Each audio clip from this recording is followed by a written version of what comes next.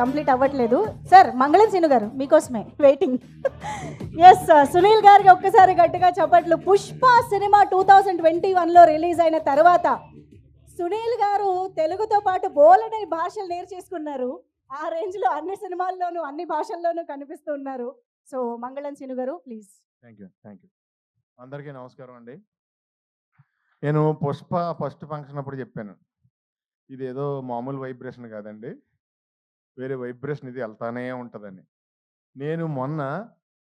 నేను స్పెయిన్లో షూటింగ్కి వెళ్ళి, షూటింగ్ నుంచి ఎర్లీ మార్నింగ్ లొకేషన్ షిఫ్ట్ అవ్వాలండి. నైట్ 10 o'clock అక్కడ రెస్టారెంట్లు అన్నీ క్లోజ్ అయిపోతాయి. ఒక గ్యాస్ స్టేషన్ దగ్గరికి వెళ్ళాం, 9:45 అయింది. నేను దిగి పరిగెట్టి లోపలికి వెళ్ళి 10 o'clock క్లోజ్ అంటది.